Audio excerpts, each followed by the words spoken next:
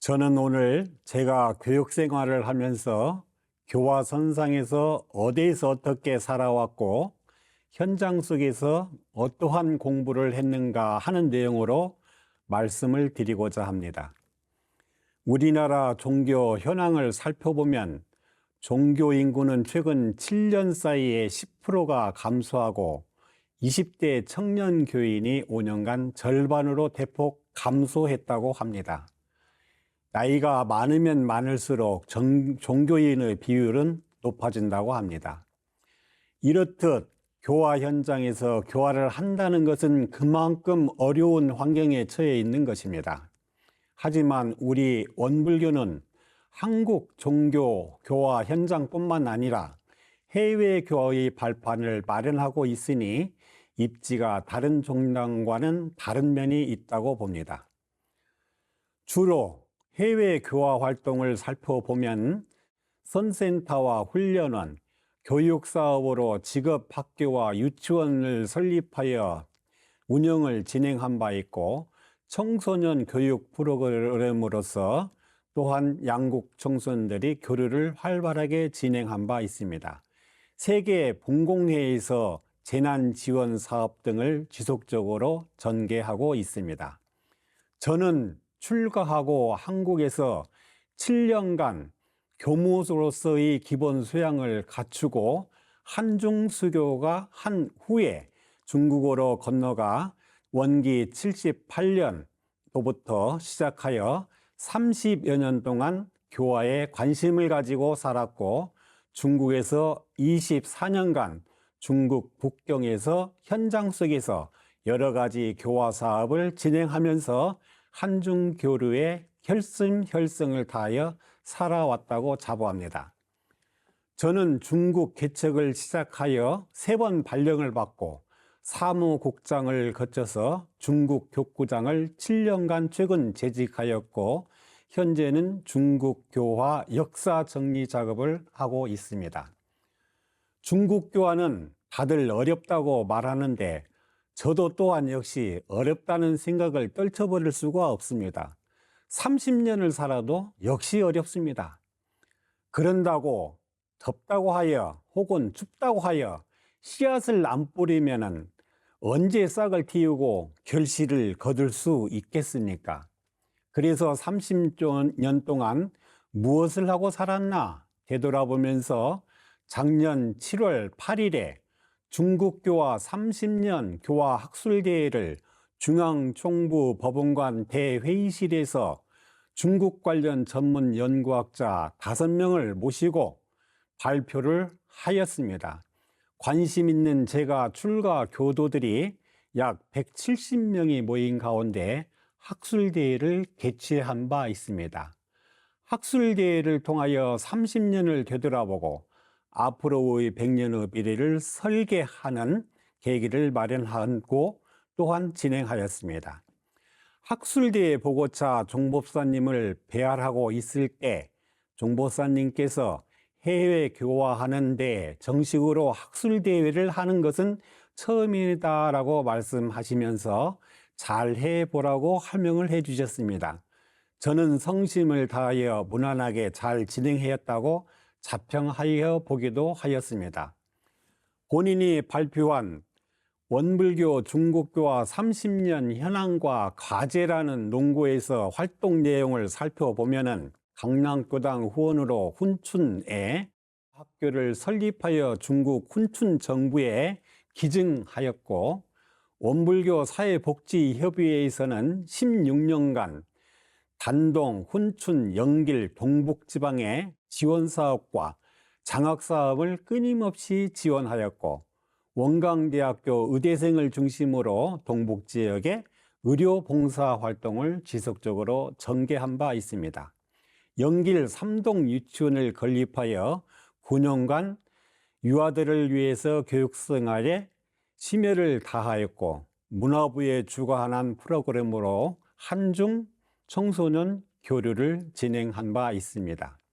7대 종단 연합단체 KCRP 주관으로 한국과 중국 종교인들의 교류를 통하여 중국 종교인들이 중앙 총부를 내왕하여 원불교를 이해하는 자리를 여러 차례 가졌으며 원불교와 중국 불교협회 간의 지속적인 교류를 30년 동안 끊임없이 진행하였습니다. 또한 원불교 교전을 중국어로 발간하여 중국의 전국 체인망을 갖춘 신화서점에서 판매가 되기도 하였습니다.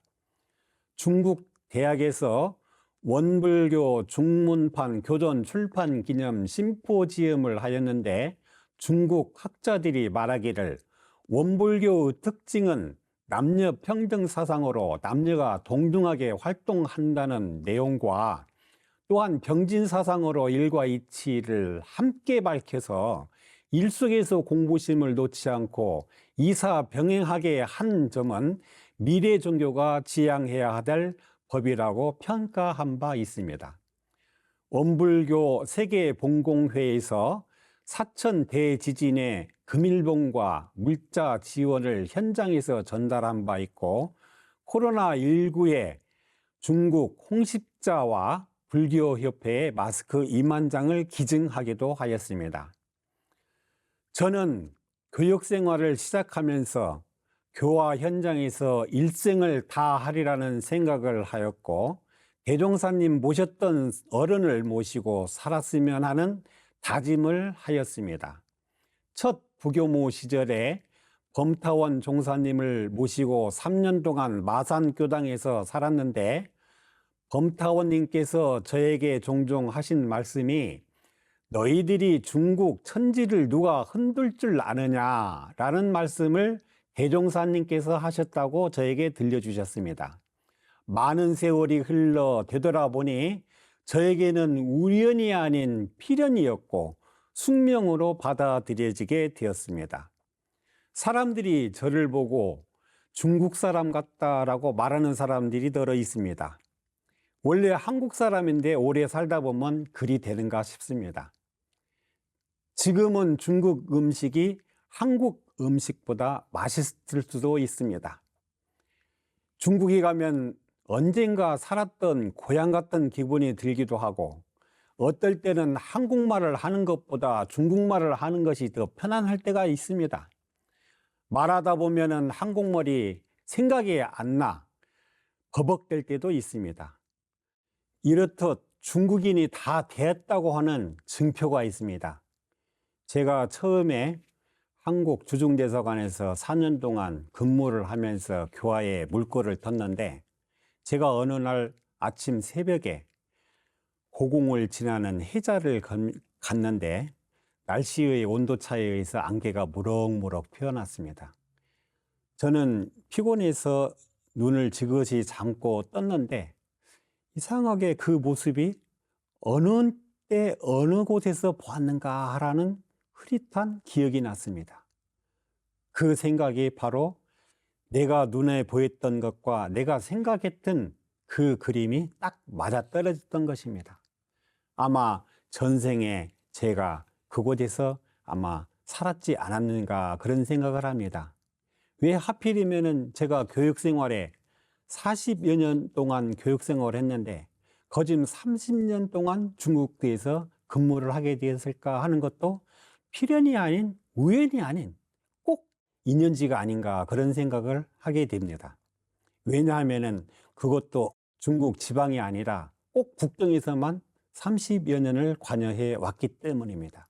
그리고 중국 전반에 걸쳐서 제가 교당을 여러 군데 또는 활동을 통해서 각 지역의 사람들과 인연이 많습니다.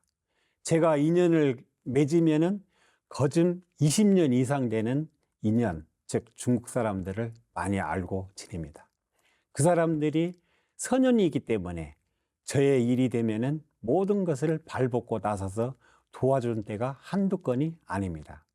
그렇기 때문에 이것은 내가 인생에서 내가 서원을 세워도 되는 것이 아니고 전생에 불연지다. 전생에 한국과 중국을 왔다 갔다 하면서 인연을 맺어놨기 때문에 이 생에도 이렇게 진행되지 않느냐라는 생각을 하게 됩니다. 그래도 진리전에 서원한 전무 출신인데 진리와 신의를 저버리면 안 된다는 다짐하에 서원을 되새기면서 그동안 30년을 살아왔습니다. 때가 되니 격구장이 되었고 중국 교화를 생각하면서 이 일을 어찌할꼬 저 일을 어찌할꼬 화두를 들여 살면서 문득 어느 선지님께서 말씀하신 말이 생각났습니다. 성직은 기도하는 것이 성직이다라는 말씀이었습니다.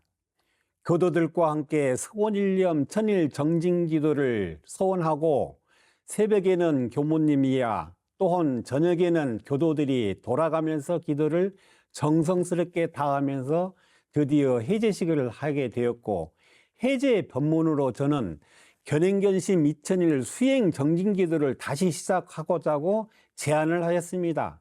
교도들께서 또요 하면서 다시 결제를 하게 되었고, 기간 중 코로나19에 걸쳐 열심히 하였는데 작년 9월 28일 드디어 해제를 하였습니다. 이제는 교도들이 기도에 정성의 맛을 들여 3000일 기도를 하자고 저에게 제안을 하였습니다. 저는 일행관조 3000일 수행 기도 정진의 제목을 들고 현재는 2050일을 지나 지금도 정진적공하고 있는 중입니다. 기도 위력은 벼락치듯이 하늘에서 떨어지는 것이 아닙니다. 밝아오는 여명처럼 내 삶에 은혜가 드리워지고 경계를 이겨낼 수 있는 지혜가 솟아나는 것입니다. 그래서 감흥은 내가 받을 수 있는 그릇을 장만해야 받을 수 있고, 공부하는 마음은 감흥을 받을 수 있는 그릇이 되어 있어야 그것을 받을 수 있는 것입니다. 공부심으로 살지 않는 사람은 은혜가 코앞에 왔다가도 달아나고 마는 것입니다. 탐진치 삼독심으로 가득 차 있는 어찌 은혜가 들어올 수 있는 틈이 있겠느냐는 말씀입니다. 마음을 비우면 아랑이 넓어지고 진리와 가까워지면 나의 존재는 한없이 작아짐을 느끼는 것입니다. 진리의 무량한 은혜를 발견하여 절대 감사하지 않으면 위력과 감흥을 느낄 수가 없는 것입니다. 순력 경계가 다가올지라도 능히 이겨낼 수 있는 지혜가 솟구치는 이치가 있는 것입니다. 그래서 물결과 같은 경계는 그냥 이겨낼 수 있다고 하지만 파도같이 큰 업력이 닥쳐 있을 때는 기도의 힘과 공부의 힘으로써 맞선다면 고도고가 아니요 초로 경지로서 능여 이겨낼 수 있는 법이 있습니다. 누구나 은생어에는 쉽게 순한 마음으로 받을 수 있지만 그야말로 해생어는 파도와 같은 역경으로 공부심을 들이대지 않으면 이겨낼 수가 어렵고 좌절하기 쉽습니다. 그래서 평소 공부하자는 것이고 삶 속의 응용의 형세를 보아 미리 공부하자는 것입니다. 또한 마음을 잘 쓰자는 용심법을 잘 활용하자는 것입니다. 불가에서는 사방불 교리가 있습니다. 서쪽에는 아미타불, 동쪽에는 아척불이 있다고 합니다. 우리는 누구나 나무아미타불을 염송합니다. 옛날 수행승 법장이라는 사람이 48가지 서원을 세우고 수행 정진하여 부처가 되어 아미타불이 되었다. 또한 서원으로 서쪽에서 중생제도를 맡고 계신 분이라고 합니다. 나무아미타불의 의미는 나무 귀한다는 의미를 붙여 나는 아미타불에게 귀할 테이니 아미타불 당신은 나를 알아서 하라는 의미가 있습니다. 진리는 공정하고 받기 때문에 소소영령하다고 말하지 않습니까요? 그러니 공부인은 자력을 세워 누구에게 귀할 것도 절대자의 구원을 기다릴 것도 없어서 스스로 죄복을 결산하고 되돌아보고 한 생각 결산을 하고 한다면 하루가 일생이며 하루하루가 영생이라는 생각으로 순간순간 공부심으로 일관해야 한다고 보는 것이 저희 주장입니다. 저는 기도를 하면서 서원을 해 보았습니다. 기도하면서 위대한 능력은 없더라도, 모든 중생을 제도할 능력은 되지 못하더라도, 일자, 출가, 구족, 생천이니 가족 제도는 해야 된다고 다짐해 봅니다. 최소한 내교당 교도들이 원하고 바라는 일들이 성취되고 기도 이력으로서 사마악처의 애군이 막아낼 수 있는 감흥을 늘 함께하기를 염원하면서 정성 들여 기도합니다.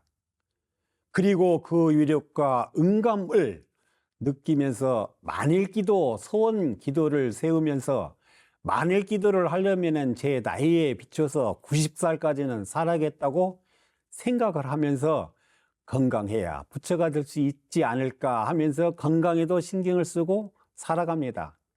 부처께서는 500생을 닦아 부처를 이루었으니 현재는 도수가 빠르니 저는 앞으로 10생은 전무실신하여 대원경지의 지혜를 갖추고 무량할 수 있는 소원으로 저는 다짐을 하는 바 있었습니다. 전무실신도의 성직은 누가 맡긴 직이 아니요 스스로 맡은 천직인 동시에 그러한 법문을 있습니다. 내가 소원하고 선택한 고귀한 성직인 것입니다.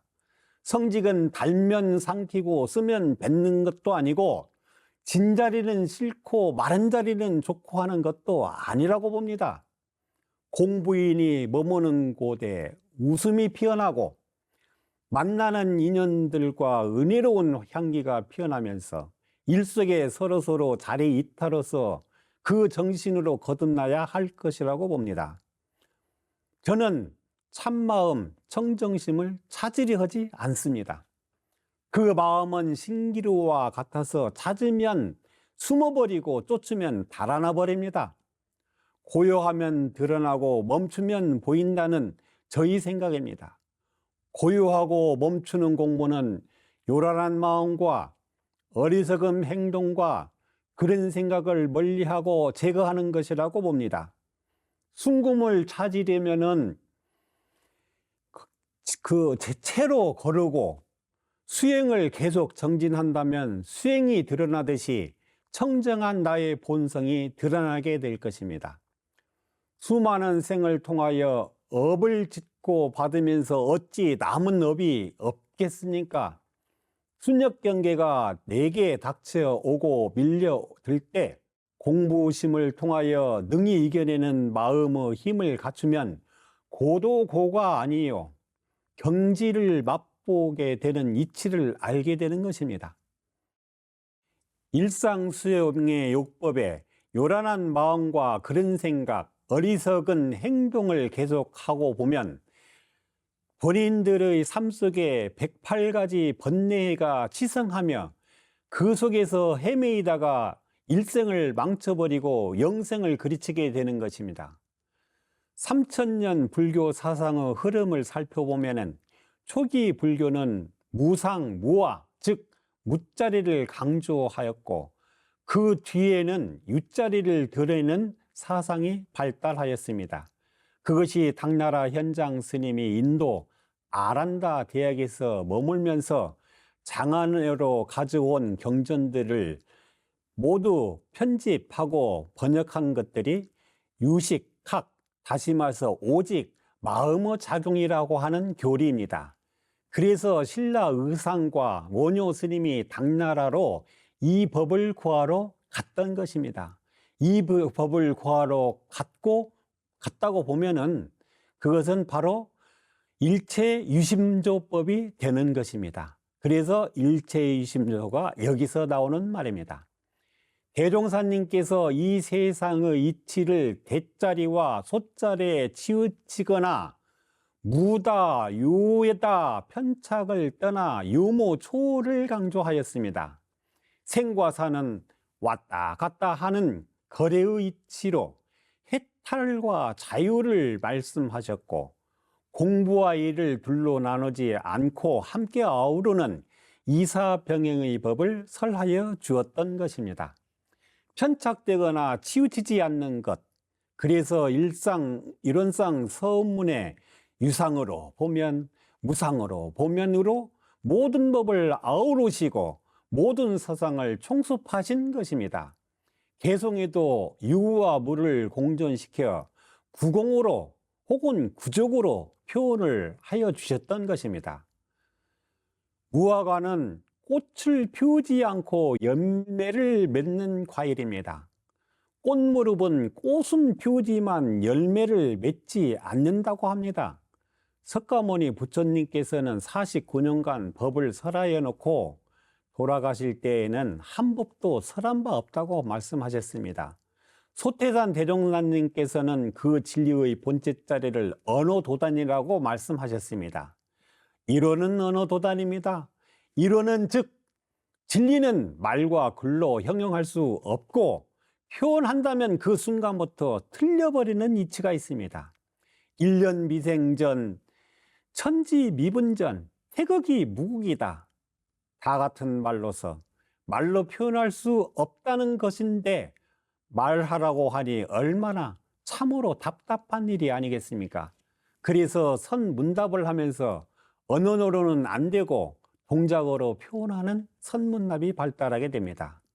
성립훈 14장의 대종사 복례정사에서 문정교에게 말씀하시기를 벽에 걸린 저 달마대사의 형상을 능히 걸릴 수 있겠는가? 정규 사례기를 능히 걸리겠나이다. 대종사 말씀하시기를 그러면 한번 걸려보라. 정규 곧 일어나 몸소 걸어가거늘 대종사 말씀하시기를 그것은 정규가 걷는 것이니 어찌 달마의 화상인을 걸었다 하겠는가? 정규 말하기를 동천에 오는 기력이 남천으로 갑니다 라고 하였습니다. 이렇듯 모든 선문답은 언어와 글로서 형용 못하고 또한 동적으로서 그 자리를 직접 내보이라고 하고 내보였던 것입니다. 주역에서는 계사전상서 12장에 이런 표현이 있습니다. 형이 상자 지도, 형이 하자 지기. 도는 우주 변화의 이치를 뜻하며 기는 그러한 형이 상자적 도가 구체화되어 표현되어 담길 수 있는 도구나 그릇을 뜻한다고 합니다. 형이 상자는 원리나 이치, 정신의 세계를 말하고 형이 하자는 사물과 물질, 다시 말해서 물질의 세계를 말하는 것입니다. 모든 이치와 형상들은 존재를 원칙으로 생각을 정리하여 본다면 원래 없는데 없어졌지 않습니까? 원래 있었는데 또한 없어졌지 않습니까? 그렇기 때문에 나를 포함한 모든 하나의 물체는 있는 것은 없어진다는 것을 전제하에 없어지고 없어진다는 것은 생긴다는 것을 전제하고 없어진다는 것입니다. 생이라는 것은 사라는 것을 전제하고 생기는 것이며 사라고 하는 것은 생이라는 것을 전제하고 사하는 것입니다.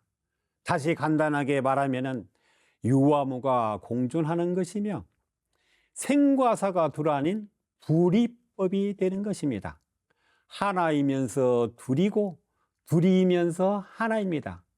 생 속에 사가 있고 사 속에 생이 있다는 의미이기도 하는 것입니다. 손은 바닥과 등이 합쳐져서 있듯이 어떤 모습으로 보이느냐에 따라서 바닥과 등으로 한쪽만 보이는 것입니다. 당나라 7대, 숙종 8대, 대종 2대에 걸쳐서 황제의 국사를 지낸 해충국사가 있는데 열반 후 제자에게 조성해 달라고 하는 무봉탑이 있습니다. 무봉탑은 이음새가 없이 한 덩어리로 탑을 만드는 것을 무봉탑이라고 합니다. 제자 향엄 지한 선사가 그 탑을 돌면서 부모 미생전 본래면명이라는 화두에 딱 걸려서 날마다 탑을 돌면서 탑들을 합니다. 탑을 돌면서 풀도 뽑고 청소도 하는 일상 속에서 한동안 지속되면서 어느 날 무심코 마당에서 튀어나온 기왓장이 발에 걸려 넘어질 뻔하였습니다. 그래서 손으로 뽑아 멀리 던져버렸습니다.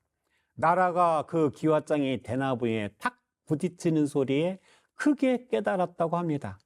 그 자리는 바로 향엄격주구로 표현됩니다.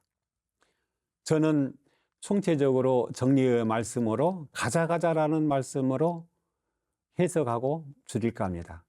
저는 출가하여 교화 현장 속에서 살아오면서 많은 경계 속에서 공부심을 놓지 않고 살려고 노력하고 부단히 힘써 왔었습니다. 그리고 나이가 먹을수록 누구나 그렇지만은 생과 사의 이치를 생각하지 않을 수 없습니다. 저는 생사라는 것은 어떻게 하면 자유로울 수 있을 것인가? 즉, 어떻게 하면 마음대로 생과 사를 왔다 갔다 할 수 있는 자유로운 자윤이 될 수 있을 것인가라는 것입니다. 아제아제는 가자가자라는 의미이고 이 언덕에서 저 언덕으로 가자는 것입니다. 사실 이 언덕과 저 언덕은 구분이 없습니다. 한편으로는 생에서 죽음으로 가는데 잘 살고 잘 가자는 의미이기도 합니다. 또한 현재의 삶을 보다 나은 삶으로 가자 하는 것이고, 또한 소통하지 못하는 닫혀있는 내 마음을 열고 새 세상과 하나가 되는 의미이기도 합니다. 일상성에 빠져 하루를 살기보다는 하루하루 공부심으로 살아가자는 다짐의 의미가 담겨 있습니다. 결국은 이론상 서문에 진급은 될지언정 강급되지 않는 길을 가자는 것입니다. 저의 말씀을 이만 마칩니다. 감사합니다.